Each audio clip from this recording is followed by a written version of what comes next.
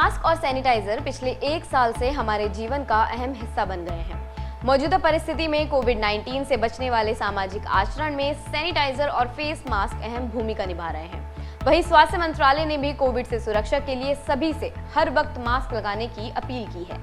N95 face mask को खास तौर से ज्यादा कारगर माना गया है। यह मास्क पीड़ित व्यक्ति से स्वस्थ लोगों तक वायरस पहुंचने की प्रक्रिया को कम कर देता है, लेकिन N95 मास्क कई लोगों के लिए असुविधाजनक होता है और ये मास्क ज्यादा धोए नहीं जा सकते। इन असुविधाओं को देखते हुए परिशोधन टेक्नोलॉजी प्राधिकरण लिमिटेड ने इसका सस्ता विकल्प SHG95 बनाया है।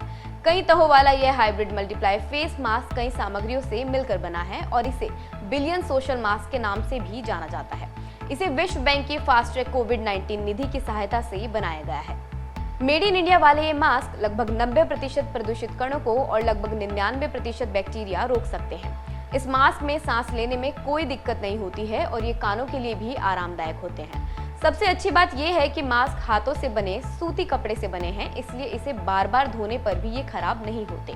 कंपनी ने इन मास्कों की कीमत 50 से 75 रुपये रखी है, जो इसे सभी के लिए किफायती बनाती है। इसे जैव प्रौद्योगिकी उद्योग अनुसंधान सहायता परिषद और IKP नॉलेज पार्क की सहायता से बनाया गया है। कोविड महामारी के दौरान मास्क की बढ़ी हुई मांग को देखते हुए इसका निर्माण किया गया है। अब तक ऐसे 1,45,000 मास्क बिक चुके हैं और इस पहल को कनाडा के ग्रैंड चैलेंजेस से भी सहायता मिल रही है। इसके तहत कई स्व सहायता समूहों की आजीविका में भी सुधार आया है।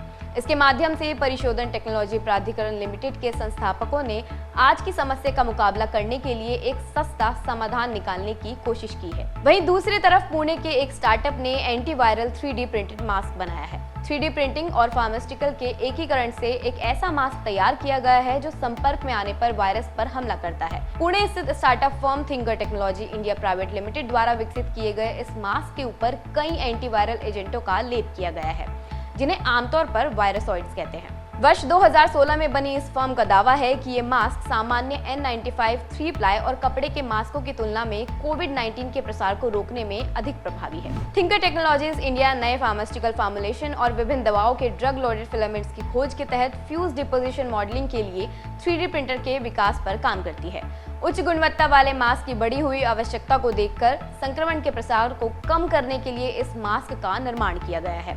इसकी कोटिंग के परीक्षण में पाया गया है कि ये SARS-CoV-2 वायरस को निष्क्रिय कर देता है।